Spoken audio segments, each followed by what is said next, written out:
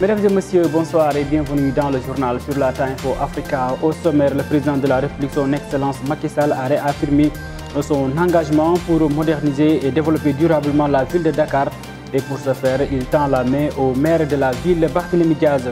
Le procès en appel des députés El Hadji Mamadou Sall et Babacar Biaye est encore repoussé jusqu'au 21 avril prochain. Une bonne nouvelle pour les pèlerins, la Mecque va rouvrir ses portes cette année aux pèlerins 2 ans après la restriction du nombre de pèlerins dû au coronavirus. La page internationale et celle sportive mettront fin à cette édition. Suite les explications.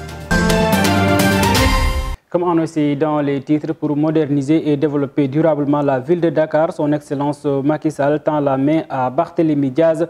En Conseil des ministres hier, il a réaffirmé sa volonté de concrétiser ce projet. Ainsi, il demande au gouvernement de développer un dialogue territorial constructif avec la ville de Dakar et les maires des différentes communes concernées. Le procès en appel des députés El Hadji Mamadou Sall et Babacar Biaye prévu ce jeudi a été renvoyé le 21 avril prochain pour cause. Les députés, les avocats des députés étaient donc absents au tribunal. Leur demande de liberté provisoire introduite par leurs avocats respectifs ont été rejetées par le juge pour trouble à l'ordre public. Ces députés ont été inculpés et placés sous mandat de dépôt par la DIG après l'enquête sur l'affaire des passeports diplomatiques. La cherté des loyers reste toujours un problème non résolu jusqu'à présent par le gouvernement malgré les mesures qui ont été prises. Les locataires vivent toujours dans les mêmes situations. Ils réclament l'application de la loi. C'est le reportage signé Barthélémy Colli. Les locataires n'en peuvent plus sur la cherté du loyer à Dakar. Depuis lors, les mesures d'application de la loi sur la baisse n'ont toujours pas effectives. Face à cette situation, ils interpellent le gouvernement du Sénégal. Location Sénégal, la location est très difficile au Sénégal. Le président avait dit qu'il va baisser le loyer, mais jusqu'à présent, on attend. Vous savez, avec 200 000 francs, on ne peut pas payer la location et y vivre, que sans compter la scolarité des enfants, en plus le ravitaillement et la prise en charge des parents. Des fois, on nous paye tardivement entre le 10 au-delà du 15 du mois. En fait, le propriétaire, parfois, il ne comprend pas cela. Il te fait sortir. Pour régler le problème du loyer et faire respecter des lois, seule l'autorité suprême a le pouvoir de le faire. Ceux qui ont construit les maisons, ils ont enduré beaucoup en achetant du fer et autres, du ciment. C'est eux qui ont tout fait. Donc, c'est l'État qui peut faire quelque chose s'il met les règlements et les faire respecter, surtout. Toutefois, il faut interpeller tout le monde autour d'une table pour discuter. Vraiment, le loyer est vraiment exagérant, quoi. Donc le président il doit appeler les bailleurs du fonds, les bailleurs, qu'ils se discutent, mettent quelque chose sur la table pour que les locataires mettent quelque chose dans leur famille. Oui, vraiment, la location est trop chère au Sénégal, est trop chère. Pour avoir une chambre, c'est totalement des problèmes, quoi. Pour faire respecter la loi sur la baisse du loyer à Dakar, l'État doit jouer son rôle en appelant les acteurs et consommateurs autour d'une table pour que tout le monde puisse y trouver son compte. Barthélémy Colli, merci beaucoup. L'emploi des jeunes fait toujours défaut au Sénégal. Beaucoup de jeunes chôment à cause du manque criard de travail. Certains donc ont été même recrutés dans plusieurs structures, mais également l'employabilité qui a été annoncée par le président de la République. Certains jeunes fustigent la manière dont ils ont été recrutés et d'autres n'ont pas été recrutés. C'est le reportage signé Oumou Kalsoum Diallo. Le manque de boulot ici au Sénégal est très remarqué par la population. La jeunesse, elle, parle de branlon. Oumar Ba nous en parle. La jeunesse est fatiguée. Beaucoup déposent mais n'arrivent pas à trouver du boulot. Il y a de l'inégalité et les branlons pour certains postes. Ceux qui y sont ne sont là-bas qu'à cause de ce fait.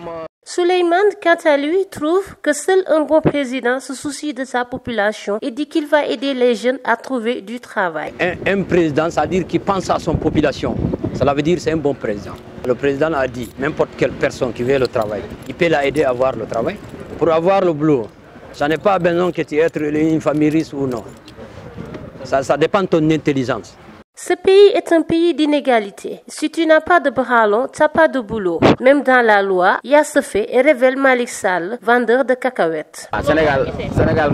Ici au Sénégal, ça marche comme ça. Même dans la loi, on peut te provoquer et t'emprisonner, alors que tu es innocent.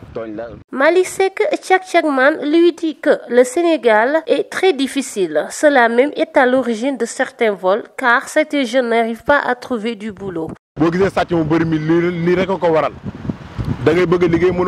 L'État du Sénégal ne peut pas certes tout faire, mais si le gardien de la Constitution dit être prêt à aider les jeunes à trouver du travail, on ne peut qu'encourager. La jeunesse en a bien besoin. Mettre fin également au favoritisme serait aussi une très bonne idée pour la bonne marche de la société. Oumou Kalsoum Diallo, merci beaucoup. Les 5 pêcheurs de Mbour portés disparus depuis plus de 12 jours dans les eaux de Cap Skirring n'ont pas survécu. Ils ont été retrouvés morts selon le président national des communications en pêche des radios communautaires. Il annonce également que c'est la rareté des poissons qui est à l'origine principale donc, de la mort de Codé Sek et donc ses 4 membres de son équipage.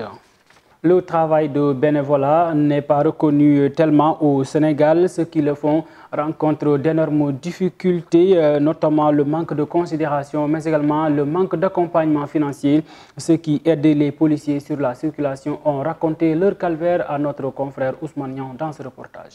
Galou est un agent qui assure la circulation pour qu'il n'y ait pas d'embouteillage. Cette activité, il le fait bénévolement. Son souci, c'est qu'il ne gagne pas d'argent comme il le souhaite. Et pour lui, les bonnes volontés auraient pu au moins l'aider à satisfaire certains de ses besoins, mais malheureusement. Quand je suis absent, les gens le remarquent. Mais alors je ne paye ni la mairie, ni la Zoroute. Je suis dans la zone de la Sonatel ici. Ils n'ont jamais réagi une seule fois pour pouvoir au moins me rémunérer. Ce n'est pas forcément, mais au moins il y a une mesure d'accompagnement. Ça ne sert à rien, une petite miette, mais rien du tout. Et chacun se précipite. Et moi, je suis là pour régler la situation. Pour ne serait-ce que quelqu'un n'est à l'aise. Mais regardez dans un pays comme ça, on dit que c'est un pays de droit. Mais Anagaï, il y a le minimum. Anagaï, actuellement, tu me vois ici, c'est la catégorie. Mais il y a régler la situation. Avec tous les efforts qu'il est en train de faire pour aider les gens, il voit qu'on ne l'encourage pas parce qu'au Sénégal, au lieu qu'on encourage les bonnes personnes, on encourage la médiocrité, chose qu'il dénonce. Parce que donc, tu vois, voilà, actuellement je suis malade, mais je résiste et je garde ma dignité. Ici au Sénégal, quand on a la dignité, on a tendance à être oublié. Voilà, les gens attendent jusqu'à ce que tu meurs pour qu'ils commencent à s'entêter lui. Et moi, je suis toujours fort, je garde ma dignité. Les gens sont souvent sur le buzz et ils créent le buzz pour avoir de l'argent, danser et perdre leur dignité. Et moi, je ne suis pas dans ça. Ils m'ont inculqué des valeurs qui restent et je tiens à ça. Je reste fort et je garde ma dignité. C'est pas mes plaisirs. Les gens qui font du bénévolat dans la circulation dans les municipaux sont nombreux. Et pourtant, ils font un excellent travail selon Galou. C'est pourquoi il interpelle aux autorités d'améliorer leurs conditions en termes d'accompagnement afin de pouvoir régler certains problèmes. Pratiquer le sport en ce mois de Ramadan est très important. Toutefois, le sport intense peut causer d'énormes difficultés, notamment des complications au niveau de l'organisme, selon donc les dires du docteur Cheikh Tidiane Diallo, joint au téléphone par Aminata Kor. Bon, le sport quand même est une pratique recommandée, et que ce soit en période de jeûne ou non. En quoi faisant, il contribue à la santé, à la préservation de l'immunité, donc justement du corps humain, de l'organisme. Donc, il est recommandé en fait que ce soit en période de jeûne ou pas. L'horaire, en période de jeûne, on est à jeûne, donc on ne s'alimente pas. Donc, il y a des risques vraiment de faire ce qu'on appelle des hypoglycémies. Donc ça c'est primo. Ici à Dakar, quand même, le climat est un peu favorable. Le climat est doux. Ce qui est recommandé, c'est faire du sport le matin très tôt. Et après, le khud.